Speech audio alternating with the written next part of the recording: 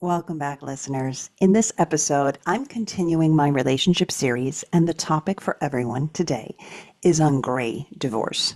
You may know very little about the topic, but by the end of this podcast, you will know more about gray divorce, and I will have questions for you as well. But I want to do something a little bit different today. I want to bring you some real life experiences from women friends of mine to talk candidly about their relationships. I'm calling it the good, the bad, and the ugly because there's a lot to unpack about midlife, romantic relationships, and gray divorce. Your session starts now. I'm going to take a deep breath. It's a Sunday afternoon. And I'm asking the question, what is a gray divorce? Let's get into it. Well, gray divorce, if you've guessed it, is the color of your gray hair. Gray referring to divorces after the age of 50, generally following a long-term marriage. The term, interesting enough, was coined by the American Association of Retired People, the AARP, and the divorce rate for this demographic has been increasing for decades. According to a 2021 U.S. Census Department report, 35% of yearly divorces are couples 55 and older. Compare this to older statistics, you can see a drastic change. In 1990, for instance, only 8.7% of marriages were amongst people 50 and older. So what is happening? Well, for starters, many say that the baby boomers marriages, there it was more of an obligation than a choice, and older generations didn't have the opportunities to marry for love, prioritize their happiness. And now there's less stigma. People are saying the hell with it. If I need to, I can get a divorce. Okay, so let's start off with the reasons, because the reasons for gray divorce are complex and varied. There's just so much nuance here. But looking at the most significant reasons why people report that they get divorced later in life, number one, empty nest syndrome. Two, shifting priorities. Three, financial issues, usually differences. Four, infidelity. Five, health problems. Six, growing apart. And seven, societal changes. One question that usually in a breakup people ask most is why? Like, what happened? But if you're anything like me, you will find this one statistic most startling that prompted this podcast. Women instigate 70% of gray divorces. Now, this number has changed, but it got me thinking, what connection does gray divorce have to do with menopause and perimenopause, postmenopause? Now, gray divorce, I'll just say, is not all bad either, because maybe in menopause, you finally say, I'm sick of caring for everyone else. My husband was just like another child, and it's time to focus on myself. Then good for you. Or I'll get to it later, you might not know what's happening, like you're moody, and as a result of your hormones, even perimenopause, your irritability translates into marital problems. So it's hard to tell, and the answer is going to be different for everyone.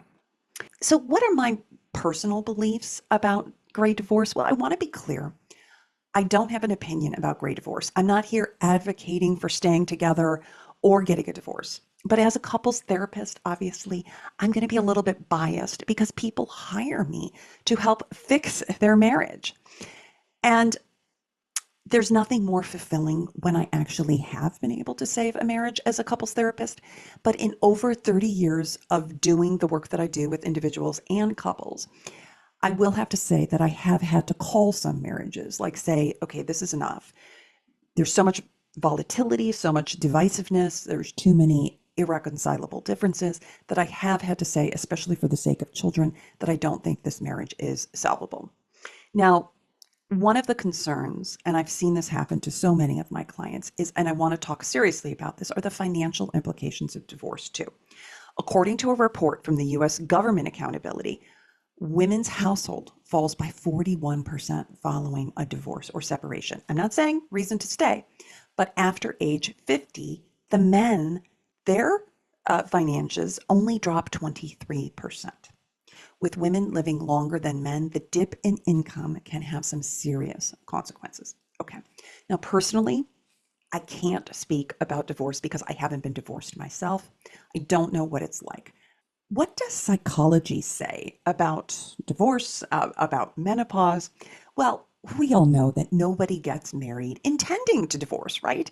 Psychologists look at divorce a lot like grief. Individuals may go through several stages of mourning or grief. The emotional intensity of this period usually reaches a peak within the first 6 months of separation. I always tell my clients this is a very precarious time. Be careful. Be careful. People are distracted. They can get into accidents while driving, their mood, sleep. But this grieving process takes as long as 2 years. And that's actually very similar to how long it takes to process grief. So we link those two things together, divorce and grief. I want to get into introducing you to my three guests who I'm so honored have taken the time to meet with me. I filmed these on separate days. Welcome, Cynthia. Hello, Diane. Hey. Great to be here in the studio. Yes, thank Fantastic. you. Thank you. So lovely to have local women. Cynthia, tell people how we know each other. How many years has it Well, been? let's see. I moved here about 23 years ago, 24 years Okay. ago, and we met through a mutual friend Right. over cycling. I think that's how it 20 years started. ago? 24 years ago, 24. Oh my 2000. God. Yeah, Wow. through our friend Linda. Long time. Yeah, Long time. long time ago. Well, welcome to Reframing Thanks Midlife. for yeah. So this episode Mhm. is special to me because I'm interviewing real women Mhm. on the topic of gray divorce. Gray divorce meaning midlife divorce instigated by women, but all divorces. Okay. And I know you're divorced, Mhm. and I'd love for people to just hear about your story. Maybe they can relate. Mhm. And at the end, I'll ask what advice you would give women going through Oh boy. that. Okay. So, Cynthia, what can you tell us about your marriage and your divorce? Well, maybe I should back up actually a little bit Okay. before the marriage. So, I kind of rushed into my marriage. How old were you? I was 27 years old Okay. and just almost 28, basically 28. And I had been hanging out with somebody, and somebody said, "Why don't you date him?" And I said, "Well, I don't know." And they're like, "He's How'd you crazy meet? So about you you." met through mutual We friends. met through work. Okay. My boss actually, Okay. set us up, which I didn't know about. Okay. And we got along really well. And we started dating. And then within 3 months of dating, he told me that he really wanted to get married. He said, Okay. "I met you." 3 months of dating? Yeah, he said the first time I Wow. met you, I thought I'm either going to hire you because I was looking for a job, or I'm going to marry you. And he told me that after 3 months, I was kind of freaked out about it, Yeah. and we kind of dropped the conversation. Okay. And then a few weeks later, he said, "Well, I think we should get married." And I had always had in my mind that I wasn't going to get married until I was 35. Okay. And so I was kind of freaked out about this. And basically, he said, "Listen, I'm crazy about you. We get along really well. We are in the Mm-hmm. same business. We speak the same language. And you're just going to dump me, have a long-term relationship with me and then dump me like you have with all the other guys." Because I kind of gone from one person to the next, but long-term, 2, 3, 5 years at a time, even in my 20s. So it sounds like he was a little anxious. Well, he was a little bit anxious. Okay. Yes, yes. Okay. So he was a recovering drug addict and alcoholic who had been sober for 2 years, no relationship for 2 years, just Okay. like AA says you shouldn't have one Yep. for 2 years. And he was, But like he needed the validation of marriage. no, I think he knew that I had been in some relationships and that I wasn't interested in getting married. Okay. And um, he kind of wanted to get married now instead of Mm-hmm. just, that would kind of seal the deal instead of being broken, breaking up. Right. So, Okay. and so at one point he said, what do you mean? Okay, leave right now if we're not going to get married. And I was like, whoa, it's kind of shocking. And then I said, well, can we discuss this at some other time? And so basically, he intellectualized the whole thing. And he went through all the questions like, what kind of guy do you want to marry? Oh, do I have any of those qualities? Or like, what are your fears? So I told him about the 35 years old, and we'd only known each other for 3 months. And he said he knew right away. And I said, oh, well, yeah, you're the kind of guy I'd want to marry. Well, about a week later, he was like, okay, let's go ring shopping. I want to talk to your father and all of that. And back then, Cynthia, we didn't have the term for it, but did it feel like love bombing? As you know it now, a little too much coming on strong. It was too much coming on strong, Okay. but it wasn't love bombing. I mean, we did get along really well. We had a great time. And the first 3 months of any relationship, first year of a relationship, fantastic, right? Right.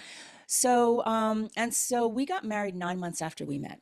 Okay. That is fast. It's very fast. And as we got closer and closer to our wedding date, we started arguing a lot more. And he Mm. had a really bad temper. And from being an alcoholic, as he described it to me, two emotions, fear and anger. Mhm. And so he wanted to get closer to me and really wanted me to commit, and I was kind of pushing back. Mhm. And so the more I pushed back, the more he was trying to get me, Mhm. which was really very stressful for me. So when we argued, I just wanted to leave because I'm like, we're arguing about the most ridiculous thing. I don't want to Mhm. say anything that I'm going to regret. Mhm. And yet he wanted to keep me there. And for him, it was more pulling me in when I just Mhm. wanted to get a break. Mhm. And so um, the day that we got married, And actually, the more you pulled away, the more anxious he got. So it was a exactly, vicious cycle. exactly. Yeah. So Yeah.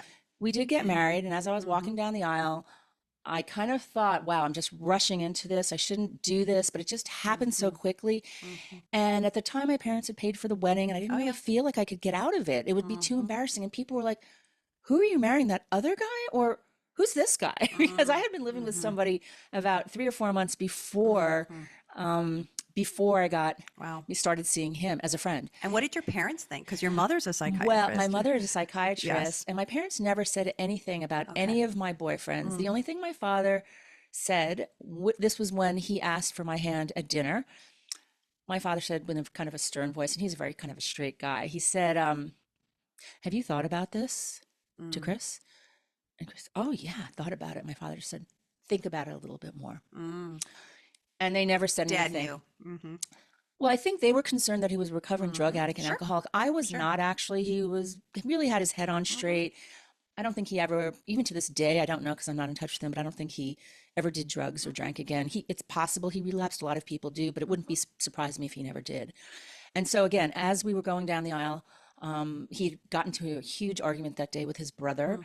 and I was just thinking, wow, I hope I do. This is the And right thing. Cynthia, you may or may not know this, but again, it's not even the relapsing. It's more that typically the alcoholic just doesn't have the ability to process feelings, and they process That everything with that alcohol: happiness, sadness, joy, you name it. Everything's with alcohol. he just didn't have a lot of self Hmm. confidence. And so after we got married, it was kind of a big sigh of release because all of his friends had been trying to date me, and I was no, no, no, no, no. And then he bagged me, he got me, Hmm. kind of Yeah, thing, yeah. and It put sounds like me he won, right?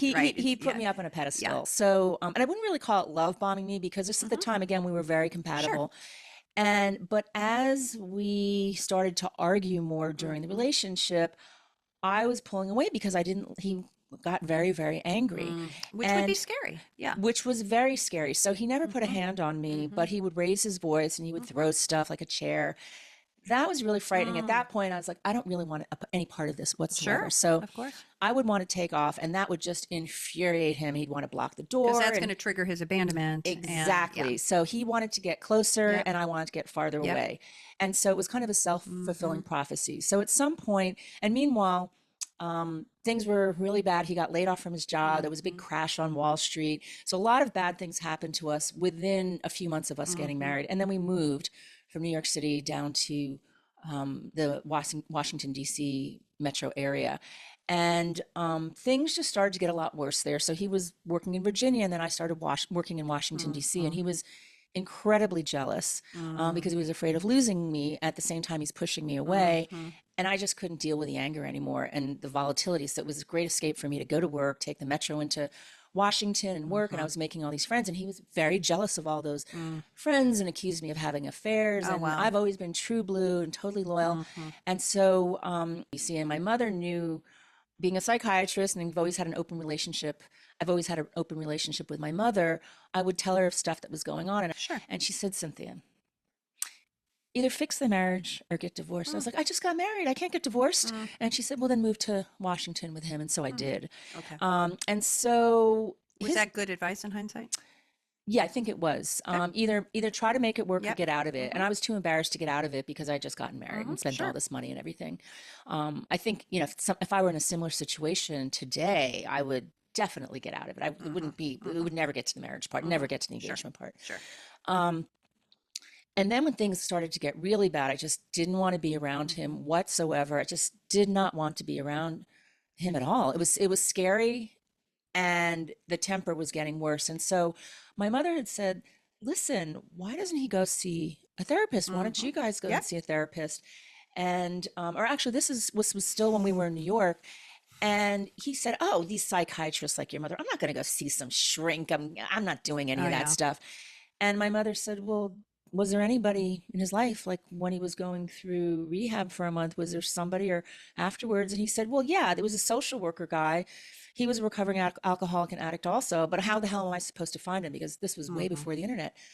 And my mother said, "Well, why don't you just call up where he used to be and track him down?" Well, he did. He tracked him down and he started seeing him, which Okay. was awesome and which Perfect. was great. And then still our marriage was very volatile and the temper, driving and Mm-hmm. everything, just very aggressive and And escalating. if you don't have peace and you don't have safety and security, what have you got? Right? What exactly? And my friends were just saying, "Get out." But I Mm-hmm. didn't know how. Sure. I just didn't know how. You were still young. I was still very young. Mm-hmm. I mean, I was confident about myself, but I just thought, I'll just do this and maybe Mm-hmm. he'll just get out of it. And I'm just working in Washington. And kind of, I thought about divorce, but I needed to put some time in between Of that. course. And then my mother said, "Well, why don't you try some therapy? If you're not just going to get Mm-hmm. divorced, why don't you try some therapy?" So we went to a marriage counselor, which I really did not want to do. Mm-hmm. And I didn't like our therapist whatsoever. Okay. Which right However, there, it's a bad fit. Yeah. it was a great fit though. Oh, He was a okay. great therapist. So the main thing that we were working on is not having these explosive arguments. Okay. Well, that's And that's important. when Cool I it off. discovered Mm-hmm. that, I think, and I tell all my friends now, when you get in a heated argument with your husband, with your boyfriend, and you're at an impasse and one person just will not let it go, agree, what he had us do was he had us agree that either one of us could just say time out. Time out. And we Absolutely. would make That's an what I appointment. totally. We'd put it on our little Palm Pilots at the time, waiting for Oh, Palm iPhones. Pilots. Oh my And God. we'd make an appointment, Yeah. and it had to be at least a day later, Yep. at a certain time, and we would do Yes. it. And at that point, we would cool down, like, "Oh, I just had a bad day that day," or Mm-hmm. "I don't know why I said that." But knowing that there's going to be a time and place to discuss it is huge. Exactly, and Great and the advice. emotion Mm-hmm. had been Yes. taken out. Yes. And so we started getting along so much better. It was fantastic. It was really great. However, I was no longer in love with him. Mm. I didn't want to be with him. And it was only after about 2.5 years where friends of mine, because I was working on the Hill, one of my really good friends up there, he started asking me, like, "When are you going to have kids?" Mm. And I thought, I can't have kids with this man. I'm not in love with him, but if he's treating me like this and he doesn't Mm-hmm. have control over his emotions, exploding, road rage, Mm-hmm. how is he going to be with a kid who spills Mm-hmm. something, who breaks something? Mm-hmm. That really concerned me. And that's when I knew I had to get out. So um, I had won a cruise and then we were going Mm. skiing. So I went on the cruise and then we went skiing. We came back and we both agreed it was a really great vacation. But it was a real realization to me, even though we were getting along, I was no longer in love with him. Mm-hmm. And so I said, "Listen, we really need to talk." And he knew. He said, "You want to get divorced?" And I said, "Yes." And he declared his love for me. And he said, "I've never been as in love with you as much as I am right now. We connecting so well. I've got this anger thing under control." And he said, "Well, I'm so in love with you. What can I do?" And I said, "Well, I know you really love me. Thank you for telling me that. You can just let me go." Mm-hmm. And One of the hardest things, but so important. Yeah. and he's a very decent, Mm-hmm. I mean, he's a great guy. I Mm-hmm. mean, I'm sure now he's a lot better. He learned a lot Mm-hmm. that he lost something that he had really loved. Mm-hmm. It was a great learning experience. And I'm sure he continued to deal with some of the issues that caused him to drink and do drugs.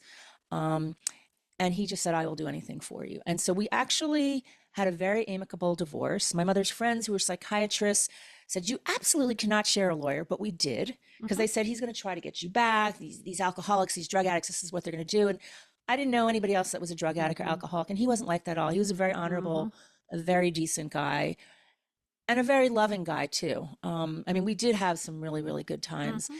and that's what we did. He just let me go. We made a list of our possessions. We split them. We had to wait 6 months, and then we got a divorce, and that was Which the is end of that. standard. Yeah. Yeah, and Mm-hmm. and so I feel like I was very, very lucky in divorce. And it was a short-term marriage. It How was a long? short-term marriage. It was altogether 3 years, Okay. and it was very as amicable as it could Mm-hmm. be. Well, I would call that a good divorce. I would say it was Mm-hmm. a very, very good divorce. I Okay. feel very fortunate. If you had any advice for Mm-hmm. anyone going through this now, Mm-hmm. in a bad marriage, contemplating with an alcoholic, Mm-hmm. anything, what advice would you give? Well, I think if you have tried to do things on your own Mm-hmm. and it hasn't worked, and I'm sure the women are talking to some of their friends, and the men may or may Hmm. not be talking Sure. to their girl or male friends. If that hasn't worked, try a therapist. And if one doesn't work out, like give it like two, three, four times, because again, I didn't Hmm. like this guy, but he was great. Hmm. Um, Go to some sort of therapist Hmm. and get some help from a professional, because if you have a toothache, Hmm. you want to go No, to a I think it's dentist. great I advice. think Yeah. that's really good advice. And I would say don't think it's just going to go away over Hmm. time, because I do think some people think it's just going to go away. And I think my mother was very instrumental. So she didn't ask me a lot of detail. I kind of wear stuff on my sleeve. And she just said, well, what are you doing? Like, it's nothing. She, not that she said, I'm tired of hearing what you're saying, but my friends just said, get out. And what my mother said was, try to figure out how to do something. And if you feel it's really not working, Then get out. then get out. And I Hmm. think for us, we didn't have children, which made things a lot easier. But I think no matter what age, sometimes you feel trapped. I felt really trapped because I Hmm. also felt like, oh gosh, now he thinks I'm great and I'm fabulous. Am I making the wrong decision? And I Hmm. thought, no, I know how I feel. I feel anxious. I don't want to be this way. And all those things that he said and did, those are like never going to go away. All right, we're going to leave it there. Thank you for talking about your good divorce. I think a Mm-hmm. lot of good nuggets about therapy in particular, Mm-hmm. about taking it seriously, about you're not going to regret it as much if you really slow down, go through the process, take a time out, think about what's yours, what's mine, all that. And then when you know, and you're ready, when you're Yeah. done and you're not going to regret it then. Yeah, I Yeah. think for me, I was very happy with my decision. Hmm. It was a little bit lonelier than I had thought it might be, but as I tell some friends, you'll know if it's not right Right. because you're in a marriage and you're with somebody, but you're lonely. And here's the other thing. I will come back to this. You brought up also a very interesting point is you had your reservations and doubts. Hmm. There was a statistic that I Yes, saw about yes. how many people have reservations and Hmm. doubts and still go through with it. Right. And that's what's shocking. Like the don't worry that you're going to leave a room full of people, right? Because the pressure then once the ball's in motion, Yes, right? it's It's hard. so hard to back out of it. I was engaged. We didn't get married. I was so grateful for that. Hmm. But that's tough. I want you to meet Maryam. Please welcome Maryam to the Reframing Midlife podcast. Maryam, I'm going to go ahead and tell my followers how we know each other, if that's okay. So, Maryam and I met through a mutual friend about 2 years ago, 3 years ago, 3 years ago. We've taken a couple girls' trips together. And in that process, I'm so grateful you have been vulnerable with me to share a little bit about your divorce. And I really wanted you on to talk to my listeners, Maryam, about no holds bar, about being vulnerable, about the pros and the cons of divorce. But I'm talking about in particular how midlife affects us in terms of our relationships. Would you please tell my followers, Maryam, about your experience with midlife and divorce? I appreciate you having me. I cherish this relationship. I'm very honored that you've asked me to do this. And if the goal is even helping one person benefiting from the experiences that I went through, I'd be more than happy to share. Thank you. Okay, I was about 46 years old and I was in a 10 years marriage. Looking back, I know he was a good guy. Okay. He was not what I hoped at that time. Hmm. But now that I look back, it was actually a great compliment to my personality. I was a personality, ENTJ, run, Hmm. run, run business. And he was a B personality, extremely smart, a brilliant engineer. Um, I objected to his behavior, thinking, oh, he doesn't run as much as I do, or I even And labeled Miriam, him. if I can ask, how far into the marriage were you at that point? So it was 10 years total. And at what point did you start noticing some fractures? Second year. Second year. Yeah. Okay. And now I understand that I should have accepted him the way he was, which was such compliment to me that he had things that I didn't have, the Hmm. patience, the robust, concreteness in life. Hmm. I was the one running around with different businesses, just making money, and I wanted to do this and that. But he was more methodical, Okay. more realistic, and very interestingly, I notice now after so many years that he was so emotionally available and I wasn't. I actually thought this is terrible. This guy cries when he watches a movie, or he asks me, honey, this or honey, this. Okay, stop that mushy things. So there was really a difference. And I talk a lot about attachment styles. And so you were more what we would call, excuse me, the classic avoidant, meaning you needed a little bit more space, more distance, and he needed more closeness. So he was asking maybe for what validation, acknowledgement, and that felt like a lot to you. Is that fair? Not as much togetherness. Uh-huh. I wanted him to do more of going out Social. business wise. Okay. Socially, we were great. Okay. But business wise, he was an engineer, loved to do what he was doing. He was an inventor, blah, blah, blah. But to me, it wasn't enough, especially during the .com. Okay. I saw the potential. But at that time, at the same time, I was getting, now I know it was menopause coming. That's what we're talking about That's today. what Yes. we're talking Yeah. about now. And I was growing more angry, being an A-type personality. Sure. I was always prone to anger. So it felt like he wasn't doing enough. That's, yeah. Yeah. But you know what? Now I realize it actually was such a blessing. I could make such a good marriage because he complimented me in the life that we had. But I didn't know. I thought he has to be just like me or running around like a crazy dog. And I totally regret that. I think I actually scared him by my anger. He was not a responsive kind of person, especially responding in anger. Okay. He was more into withdrawal. Okay. So you felt that the differences were too much and you maybe thought to push him or to encourage him. And tell us more specifically about how you think menopause in particular, some women have hot flashes, some just are moody and irritable. What do you think specifically for you? How about all the above? Okay. I was hot all the time. Yes. And in the middle of the night, my God, I would wake up in like hot Yes, flashes, yes. sweaty all over the place, all over. And he had the heater on, and he had this windows closed. And I said, I would scream in the middle of the night, I'm just hot like crazy. And what are you doing? So that was it sounds like a very simple thing, but it was a major thing with me. Did you have a name for it? Did you know that was what was happening? No, and he never labeled it, but now I know it was craziness because of my menopause.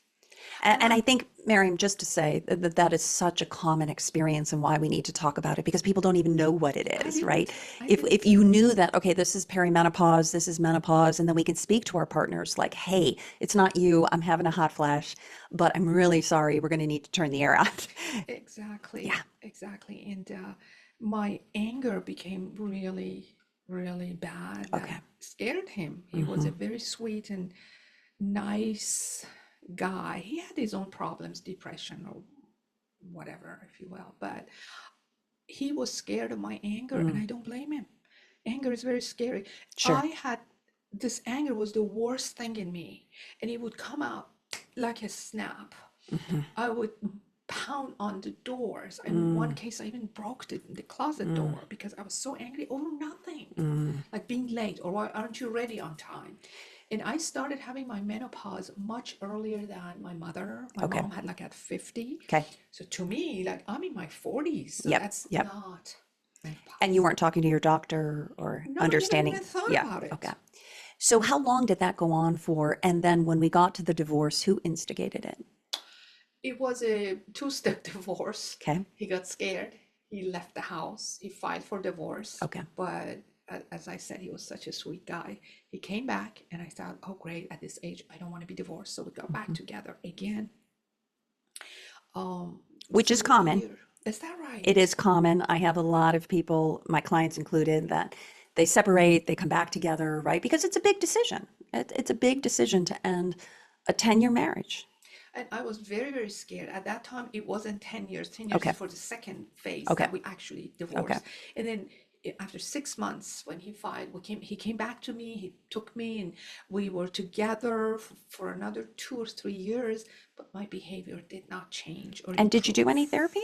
Did you We do any? did. You did couples therapy. Okay. Can you tell us about that?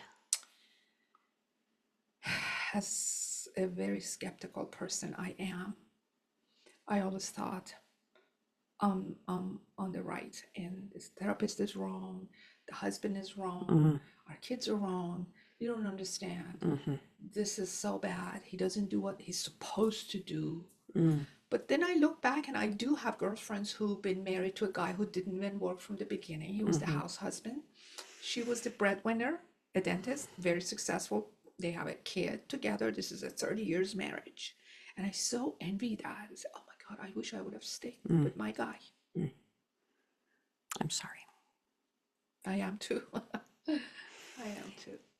So, Maryam, if we think about it, and thank you so much for being vulnerable, for sharing, I just want other people to slow down in the process, because what I see is things happen fast. And when we're moody and we're agitated, right, we can preempt that pretty quickly. If you had any words of advice, first for your younger self, because I'm always about being compassionate with ourselves, what would you say to yourself?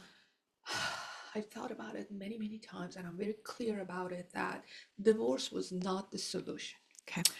And I do believe in divorce if it's For the right reasons. for the right reason, 100%. adultery, abuse, addiction, course. and all of that.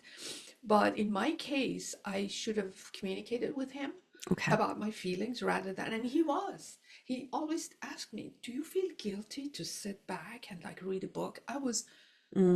Yes, I was feeling guilty just reading a fiction. No, this book doesn't teach you anything. You have to read something to learn. I mean, what are you talking There's history of being a driver there, I'm hearing.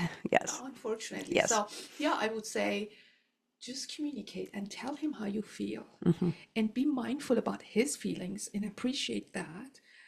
Give the space to him to express himself, express his love, and that I did not appreciate. If I go back to that age with him, I would act so differently, calmer, nicer, kinder, which is really important, and I was not kind. Okay. And so, given that, even telling yourself, I mean, being, again, compassionate, menopause is hard and midlife is hard. And thankfully, we're learning more about this so people can recognize what's my mood, what's hormonal, what's medical, what's the relationship piece. But if you had any advice then, would it be to be kinder? What advice would you give other women? I think in my case, I did have advices, many, many different resources. I just did not listen. Okay. And as, I'm just very rebellious person, and I was younger. I was even worse. Now I'm paying for it, and in some cases, it's girls, my girlfriends, my age, and we look back and they're still with their husbands. So I'm feeling the loss.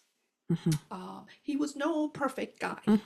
By no means, that's not what I mean, but he was within the margin of a good person. He was nice, and I wasn't.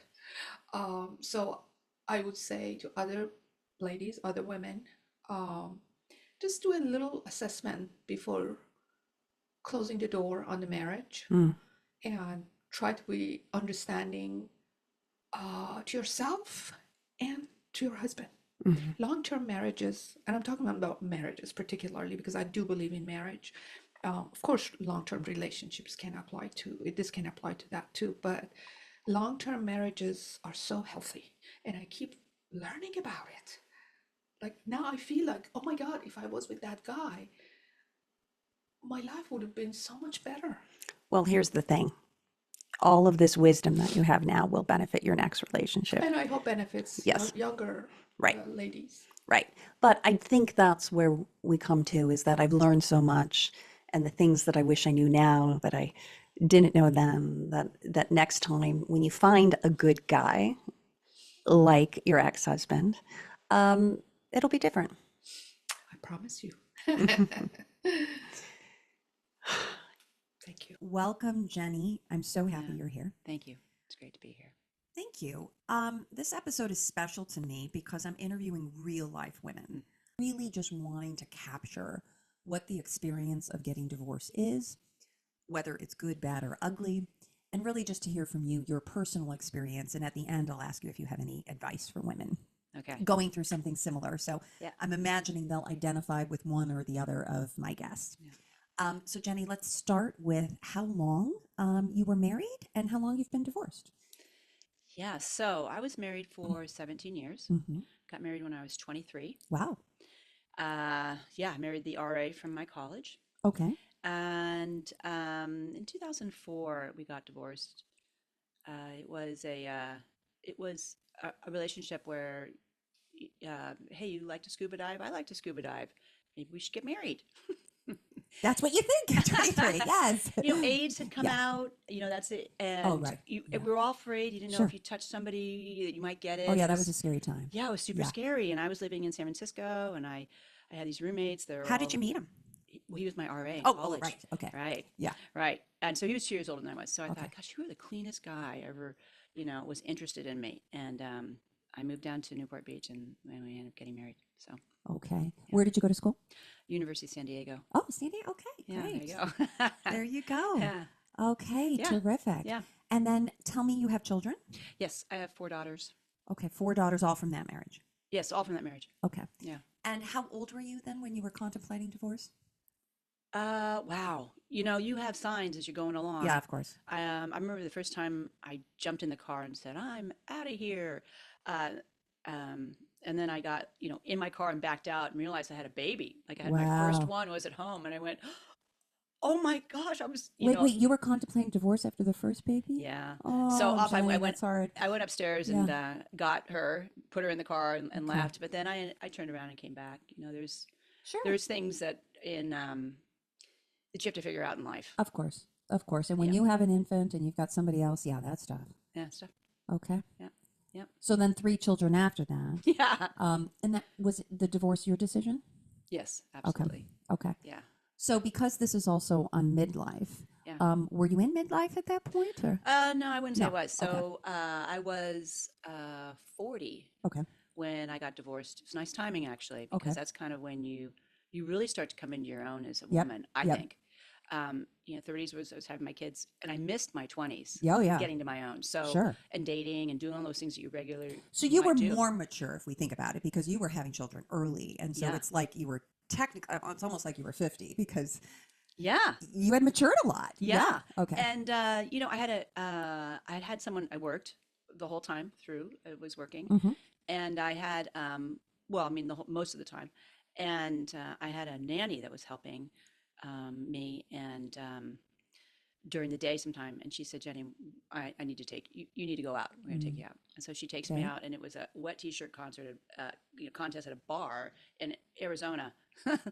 Oh, I've been in one in Florida, by the way. So I Okay. got you. I Well, understand. I didn't do any of those things. I was Yeah, married. yeah, I of was course, concentrating of on the course. relationship Yeah. and on my, work or the kids, Yeah.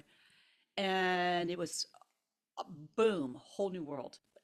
The wet T-shirt This- contest convinced This you. is happening here. Wow. Well, I didn't even realize I drove by these places all the time. Of I didn't course, go. of I was, course. I was at Toys R Us or, Yeah, you had you know, children. consign me twice or whatever to Right, get right. X amount of new clothes or course. whatever it was. So anyway, it was this wake up call. Wow, there's all this stuff going on in this whole nother world that Okay. you don't know. So interesting to realize that. Then how did the divorce itself go? Well, divorce was tough because He didn't want it. it was, yes, but it had been years, probably all the way from the beginning of hidden infidelity, Okay.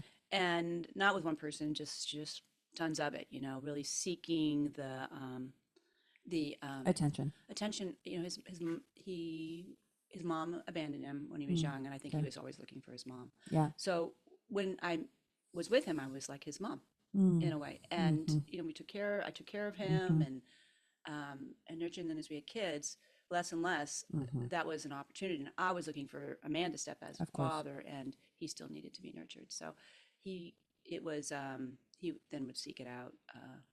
He just wouldn't come home at nights, things like that. Eventually, it just got so exhausting that. So here you are, 4 children, raising them on your own. He's essentially another child. And Yeah. you're saying, I'm done with this. This is Yeah. not what I signed up for. Right. Okay. Right. And my youngest, I was nursing my youngest. So, you have to really be Attila the Hun Oh, yeah. to leave. And he Oh, was yeah. Attila the Hun. I mean, it was all the pieces were there in place. And And at that point, again, you're sensing that he's being unfaithful. He's not well, I coming home. finally Okay. caught Okay. the deal. So Okay. this was, hey, I got the recording on the phone, Wow. and it was, hey, I'm at the hotel, and yeah, I turned into Miss Businesswoman PI, Mm-hmm. and I showed up one of the hotels, and I had my costume on and my long cigarette and sitting in the chair waiting for someone to walk in. They walk in, there they are, and I said, just thought, I did the whole thing. It's like I turned into this other woman because I'd had enough. You needed to know. It was years, if you Yeah. think about Yeah. it. You needed to know. Yeah. And I knew it was happening. I checked in as, you know, the other woman's name, and they let me right into the room, and I waited for them. It was such an interesting Your period of heart must time. have been racing. That must have been a time. Well, sort of, except I turned into this kind of Yeah. business person. Uh-huh. All of a sudden became transactional. I no longer had the feeling. Now, of course, it Well, was, you needed to detach. I detached. Yeah. In order Yeah. to survive. Yeah. And I think also, I had become sick. I'd broken my hand. I had pneumonia. I was 98 pounds, so I'm 5'6". So that was Wow. it just, the stress was outrageous. Oh, yeah. And my doctor, who was my friend, sat me down. She goes, here's the scale, and you're here, and this is death, and I can't treat you anymore for Wow. Wow. this pneumonia you keep getting, and this stuff. She said, I don't know what's going on in your life, but you got to get rid of it. I think that was the moment I said, enough. It's the husband. I got to get rid of him. Yeah. Well, I knew it was the husband, but I was Right. trying to make Sure, it work. sure, of And course. the lies and all that. That's the Yeah. problem. It's Yeah. not sex. It's Yeah. the lying and, the The deception. partnership. Yeah. Yeah, the partnership's gone. You're living this life that you thought it Mm-hmm. was. So anyway, Oh, I'm so sorry. big one. It was a big one. Yeah. And he was retaliatory for sure. So that's what towards the made it kids and ugly. me. Yes. Okay. Yes. And so he was, again, wanting to maintain his affairs and stay married. No, What do they're you not. think? Well, they're not happening. Okay. It's, I don't know what you're thinking. I said, well, I met with, this, the hockey gal you dated. I met with her. I talked to her. And you try and remain in this reasonable thing and try to keep working. But on the other hand, there was a couple times I flipped a switch and I just realized, I think my brother was there because my family started to show up to get me going on this. They'd had enough too. And yeah, so it was, my brother comes in and he goes, Jen, this is like white trash living. We're done. You're done. I mean, you can't keep doing this. You're going to go down, you're going to file. Sure. So of course he ran away, and yeah, he didn't want to work it out. He didn't want to do therapy. He didn't want to do any of those things. He just wanted me to have it go, pretend I didn't see it further. Yeah. Yeah. Not great. Not great. But that's about him. And that was the big realization. It's not about, it wasn't about me. I was just so glad I wasn't him making all those poor decisions all those years. And, in leaving you, kind of squandered with no money. And I mean, all those things is, I'm not that person. I'm so glad I'm not that person. That was the biggest thing, was not to ever be a victim. Yeah. The victim is just a It big sounds old like- ugly cancer. And- Hell. And Jenny, this is why we're talking about it, because I do think, again, I'm not advocating, why would I encourage somebody to stay in a bad marriage, right? It can be so empowering. And the statistic is that most of the time women are instigating divorce. So you hear this from a lot of divorce Yeah. attorneys. Yep. But I'm like, but the failure has happened way before that. Failing to meet your emotional needs, Yeah. financial needs, Yeah. partner Security. needs, security needs. And so by the time you get to that point, women are, pretty resolved. Now, do you have any regrets? None. None. That's powerful. I have no regrets.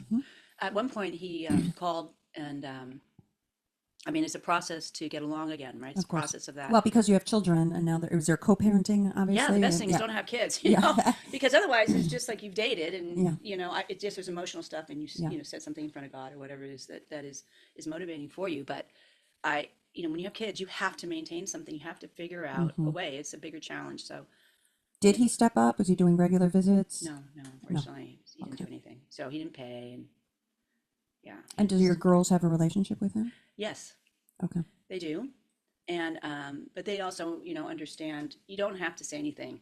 They're going to show They their know. true colors. Of course. Now it may take years. Yeah. But the girls know what that is. And in his credit, he got married a couple times. Okay. And he converted from, he was religious and he's now Mormon. And I got to tell you, having that solid, Okay, faith. not just faith, because he had that Mm-hmm. before, but but just having a solid family of Mm-hmm. sorts Mm-hmm. that was there all the way, Mm-hmm. and you meet and they're supportive. He really, really needed that, Mm-hmm. and he's really turned around in a lot of ways. As an adult, he just it was a longer process for him. Sure. I just met him, I guess, too early, or he wasn't the one. But anyway, he's done a good job. And you do the best you can with the tools you Well, have. and that took courage on your part to even like see the goodness and for the sake of your girls to encourage that relationship, because I've just seen it get very divisive and there's no Yeah, relationship, and then that children suffer. right. And so for me, it's a little, you have children, and the whole point is let's leave something on the planet. Mm-hmm. Not that I'm some, wonderful enlightened person, but honestly, what are we doing? We got these Mm-hmm. kids. Let's leave the best thing we can, so Of we're not course. siphoning Of off the course. system. And that was another reason I got divorced was I didn't actually want his past trauma to then be put on our kids, Mm-hmm. so that they repeated that process and we never got rid of it. I go, no, we're going to get rid of this right now. We're going to get out. And he said to me, you're the better parent. You should raise the kids. Mm-hmm. And off he went. Well, he was wise about that. Mm-hmm. Yeah. Yeah. It turned out okay. Mm-hmm. It was easier not to co-parent, actually, Yeah. especially with a parent that's really, But I can only imagine you were the financial breadwinner now. yeah, And you're, everything. wow. Yeah. So you have to really kick it up. Yep. Yep. 100%. It's really interesting. You kind of wonder, how did I do that? But I tell you, Mm-hmm. You do what you have to. yeah, but it's really like, Mm-hmm. so you dig deep, it's so there. All of it's there. Mm-hmm. You don't have, not everyone has to tap that, Mm-hmm. but wow, you become a better, amazing person from it. You just are, Mm-hmm. you just find yourself, you just have to power through it. Mm-hmm. And the other side's great. I mean, it's not all roses, but it's really great for you as a human being and your growth. So Jenny, fill me in now. It's 20 years Yeah. that you've been divorced. Yeah. Where are you now? Right. What So, what do you think in midlife now? well, it's interesting. When I first got divorced, my friend said, you either get married right away or you're probably never going to get married for a long, long time. Women delay. Men, by the way, 2 to 3 years they get remarried. Right. Yeah. Right. Well, that's kind of interesting, isn't it? Mm-hmm. Well, a lot of the reason I didn't, even though I said I wanted to, and I dated lots of people and had a really nice time and met lots of great people and really found myself, found my femininity, all these things that I would not have found if I Right. hadn't done this. Okay. And I also became kind of a little on the masculine side because I was doing all the jobs. Well, you had no choice, right? Yeah. So I had to kind of learn the difference. Sure, sure. Yeah. And, it all evolves into, you have your kids, and when I would meet someone and say, hey, let's get married, I thought, I'm going to now focus attention on somebody else and their kids along with my 4. And, quite frankly, I think they only have one parent. I have to be, Everything. I really need to actually, I can go out and have a good time. I don't have to get remarried. I can enjoy things and enjoy people, and I had long relationships. And I don't have to step into marriage, so I didn't. But, now my kids are like, Mom, hey, we put you on this, dating app. site. I'm like, what? The What Golden made you- Bachelorette. Yeah, well, you should be a Golden Bachelor or you should Bachelorette or whatever. I'm like, oh, wow. No, guys, Yeah. slow down. So, yeah, I mean, now, but you do get to the point where you're like, hey, maybe it's time. Okay. Okay, Maybe I can help you, Jenny. You're right. Yeah. I do Maybe. dating stuff. Okay, Yeah. all right. Well, maybe it's time to kind of to do that, because now they're all set. And it's not like I was staying at home. Sure. That was the other thing. I think you have to find a physical thing for yourself, so you get in touch with your body. What did you do? Walking, well, I think at the time I was teaching aerobics or Okay. something on the side, or spin or something. And so I just taught a lot of those, but whatever, hike, ride, bike, I'm with you. anything. And in psychology, we call it like the transitional object. Ah. It's like when you're an infant, you have a binky, right? And you bring your binky with you to college, and then before you don't need the Oh, binky and you get rid of man. it, right? But I've Did you seen bring your people, binky to college? No, I Okay. didn't. But I'm just saying, sort of like that, right? Kids Yeah. need a transitional object. But I've seen people who, they get a horse, for instance, going through their divorce, or Right. I got a bike and really got into triathlons and biking, Yeah. and it turns out my husband and I both bike now. But talking about something physical, because it distracts you and it really empowers you and you need that outlet. Nothing better for a depressed mood than getting out and doing something totally. physical. Nothing. It's the blood flowing. It's also Yes. kind of one of the things that I got a lot was, Jenny, you really need to learn how to meditate. Oh, yeah. Oh, I got to sit still, and the fact that I have a lot of energy helped my cause for sure. But I said, wow, sit It's not still. for everyone. No, but then somebody said to me, which was interesting, Mm-hmm. okay, go for your swim. Right. When you get out, lie on the pavement and look up. That's your meditation. That's Yep. it. Your heart's beating, Yeah. your blood's flowing, you're there, and you're centering.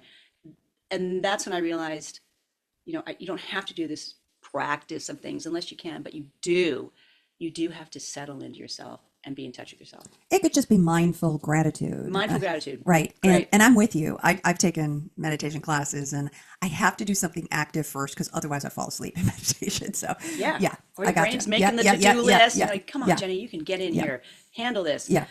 So there's so many different ways Of to course. do the things, do the physical stuff Yeah. or do the mental stuff Yeah. that you need, and find it though. Yep. Right. That was really, really useful for me. That's wonderful. Yeah. I love that. So many great nuggets here.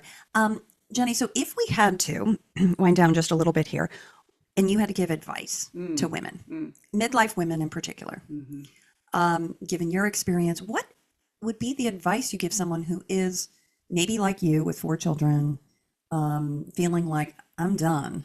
Because I don't think it's an accident that women at this point are saying, kind of done with that. What advice would you give? I think you never want to regret your decision because it affects so many little bodies. Sure. And you want it to be as healthy as possible. So make sure you do everything you possibly can, and then and so that you don't have regrets. You never look back and say, oh, I don't know, maybe I should have something. No, I should have worked harder, or I should have worked harder. Yeah. Just try and do everything you can. If you're still in that place, then it goes. Then you walk. If you're still in that place and you don't want to do it, then it's time to walk away. But make sure you have a support system. Make sure you have a few financial ducks in a row. Make sure that your family knows, your friends are there. I mean, my friends kicked in, showed up all the time, here to take the kids. Have that support system, and if you don't, get yourself to that place, and maybe check out divorce law. Make sure you're in a good place that gives you a good setup. Well, we have so many books, great books out there about divorce, honestly. Yeah. How to do it, how to divorce a how to do it narcissist. right. There's a lot of them out there. Yeah, the narcissist thing. Oh I know. God. But to your point, be prepared. So there's like no surprises. Tell everyone, get support. Yeah. And then have no regrets. And that's the thing, Jenny, back to midlife is some women can be in a state of depression or anxiety. And then oftentimes it's those decisions that we make that we can regret. And interesting enough, more men regret divorce than women. Oh, really? Mm-hmm. Yes. Wow. You think about that, right? And then you think, oh, well, you go through a few more partners then and you realize, oh, maybe it is me, right? And you have to look at it and say, I wonder if, right? Good questions. Yeah. I wonder. Yeah. And stay true to yourself through it. I mean, you have to find yourself. That's Right. part of the Yeah. thing. When you're married, you start sharing things. You start Right. intertangling. Losing yourself, yeah. You do. I remember going to Blockbuster after I got divorced, and I didn't know, this is how long ago it was, but I didn't know how to pick a video that I would like. And I remember crying for a while and saying, I don't even know what video I like, because I'm always buying it for that other person or whatever. And you lose yourself in it. Even though I was a strong person and it was working and all those things, you lose yourself. So it's about refining yourself and be patient with yourself. Be patient. It does come around. And it sounds like you have a good relationship with your daughters, and that makes all the difference. Hey, yeah. Oh, that's a big plus. Yeah. Thank you for saying that. Yeah. Boy, we're closer than we probably ever would have been, because we had to come together. Sure. We sat down and went, it's a business. Who's doing toilets? Yeah. Who's on toilets and who's doing this? And now we are so close. And we follow each other around the pod. We're adding in, New people, new partners. spouses that are coming in, Yeah. and they get it. They get that, we went through a giant trauma and we're there for each other, whatever that is. So that's something that you want to make sure that, well, for me, that was a big game changer. Lovely. Jenny, anything else? It's kind of it. It's just, it's an unfortunate how many divorces there are, but I think it's a sign of the times of where, just the generation that we all grew up in. Well, the good news is this. People are delaying marriage now. Yes. And the statistics are changing slightly, and that people aren't getting married as quickly. In fact, people are dating now for, on average, like 4.5 years. Wow. So the divorce rate is going down. Now, the marriage rate is going down too, but people are taking it more seriously because of, Gen X, our generation, and they're looking at, and they said, I want something different. So they actually do not want any mysteries. They want to know everything about a partner before they marry him, which I don't think is a bad thing. Now, it's always, a little bit of a risk anyway, but they're taking it actually quite seriously. So I'm thinking divorce rate is going to continue to come down. I think so too. I Yeah. think so too. My kids dating is Yeah. totally Oh, different. They know their genetic thing. Oh, yeah. They're They know doing what all the relationship tests and the is with their markers, mom. taking the quizzes. I mean, yeah. I'm taking notes actually yeah. off my Yeah, kids. Like, yeah. wait a second, and then Yeah. they'll ask those questions Yeah. of me if I Yeah. bring someone into the house. Yeah. It's great. It's great. But yeah, it's a super empowering thing, all the way around. But So even though it was ugly, it was empowering. You learned a lot, learned about yourself, found yourself.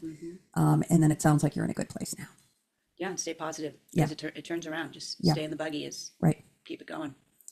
Thank you, Jenny. You're welcome. I'm sorry you went through that, but I'm grateful that you came here and shared your story, and maybe just one person can relate to that. Okay. Thanks. Okay. Thank you. You've now heard 3 stories of divorce, Cynthia, Maryam, and Jenny. I want to personally thank my guests for being so vulnerable in sharing their story. Now, on Reframing Midlife, my goal is to bring you these real life stories, and I want to reframe how we think about divorce. It can be good, bad, and or ugly, depending on who you are, who your partner is, and how you go about the process. Now, in summary, Cynthia would say that she had a good divorce. She admits she should have never married her ex because she had doubts up front, but it was good because she had couples therapy and understood what was beneath her ex's anger. Next, we had Maryam, who would say her divorce was bad because in hindsight, her ex-husband was a good guy. And Maryam admits she had high expectations that he didn't fulfill, but she wishes she would have tried harder. And finally, Jenny, who would say that her divorce was ugly because of infidelity and her ex-husband making the divorce process more contentious. 3 very different divorces, maybe not as gray as the title suggests, but still very different and relatable relationships. My question for you is, who can you relate to? Are you struggling in marriage, contemplating divorce? My guests all suggest that you slow down, take the process seriously, and get support. Now, as a psychologist who has helped many of my clients navigate these tricky life transitions, I want to leave you with this advice. If you think that your partner is a narcissist, and you can look up what that is, couples therapy may not be for you, okay? Let me repeat that again. Couples therapy is not for everyone because sometimes a narcissistic partner might even align with the therapist, making it more complicated. They might even use your vulnerability against you. If this is the case, get support and consider individual therapy. You don't need agreement from your partner because it only takes one to file for divorce. And the narcissist is not going to like you rejecting them. You and your individual therapist can figure out your exit strategy. For example, if you have young kids, it's going to be different than if you're an empty nester, right? But always good to consult with a divorce attorney because all states are different. And like Jenny said, get your ducks in a row. Okay, now those are extreme cases. If, however, you think that your relationship is workable, or say that you're having menopausal, perimenopausal symptoms, postmenopausal symptoms that are underlying your frustrations with your partner, consider 2 things. 1, get support for your physical symptoms. Talk to a menopausal specialist. I'm going to be doing more episodes on how to find one. Number 2, you might be a great candidate for couples therapy. Consider a couples therapist, and or if your partner isn't interested in that, sometimes there are couples retreats or intensives or even a book. Now, if you need more resources for how to find a therapist, talk to your friends, family, doctor, even consult with Psychology Today. They have listings in your local area and you can get a sense and interview those people. Thank you for listening to this really important episode and making it to the end. I want to let you know that you are not alone in your relationship struggles. It's normal to go through periods of frustration in a romantic relationship. And as we know, nothing is more complicated than another person. Please leave me a comment wherever you can. Your session is over. We'll talk soon.